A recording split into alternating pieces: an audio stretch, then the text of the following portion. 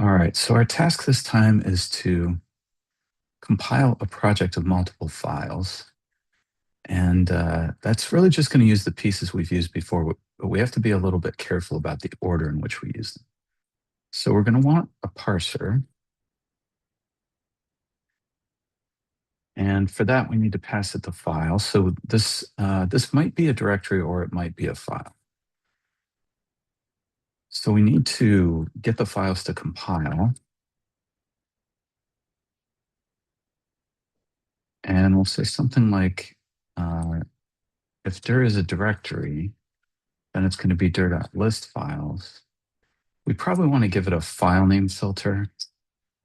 And so we'll say something like, I think I can just say n dot ends with, or what is n? It's name ends with. Okay. Dot brew. Or it's going to be a new file array with just the file we were given in it. So if it's a directory, we're going to list the files that end with brew.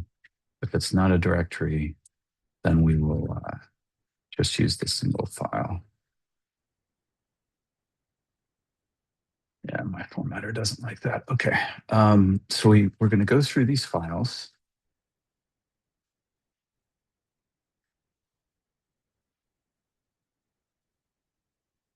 And we're going to need a parser for each one, but we need our API visitor to survive through all of them. So we'll create that up front. I guess we'll say null. We're going to set the file before we do anything with it anyway. So we create our parser, and we need to give it the code. So this is going to be file or files dot read string, I think. And it'll be file dot get path or to path. Okay, and then this is our code.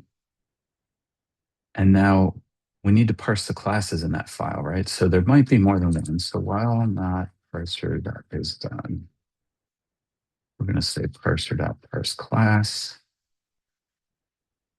Okay, so that'll be parsing classes and giving us back class definitions. And then we're going to need to run the API visitor over that, right? So class def accept the API visitor. And do we want to do the type check visitor now too? Probably.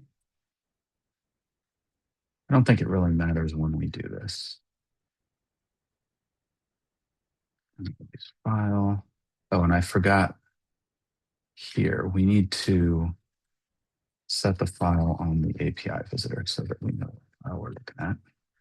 And then here we'll say class def accept the type check visitor. Okay, and then down here, once we've looked at all of the classes, we need to then do our compile visitor, right? So if we have classes in file 1 depending on file 2 and file 2 depending on file 1, the API visitor will go through and pick up those class methods and types, and they can be accessing each other. So the type visitor, actually, I think type check visitor does have to go down here. So now what we need to do is go through all of our classes, and we need to give the type check visitor and the compile visitor to each one.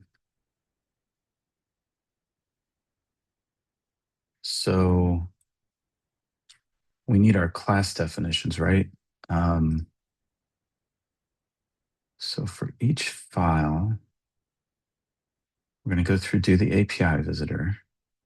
And then at the end, we need to know all the classes so that we can go over those, right? So we're going to have a list of class def, all classes. And here we'll go through this. Or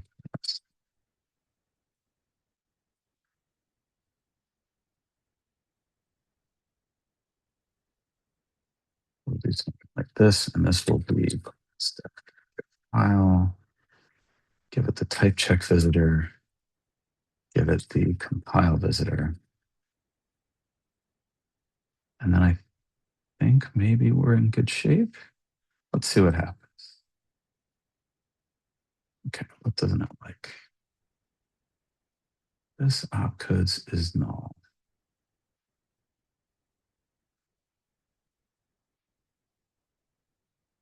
What did we do down here? Not really much that was different. This didn't work on single file either. Okay, let's see what happens. Oh, I forgot to add it. Yeah, okay. I just forgot to use all classes. Okay. That might be it. Okay, so we got several of those to work. Okay, so this exception doesn't contain the right string.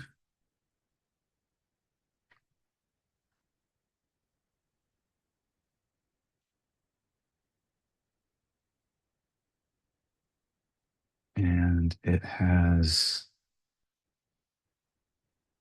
this is the name of the directory.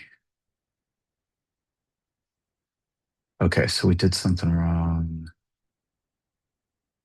Yeah, here, the parser should be using the file we're compiling, not the directory that it's in.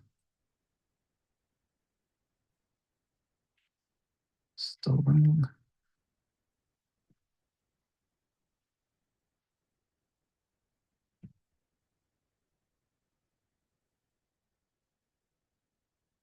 I think that was just a compilation issue.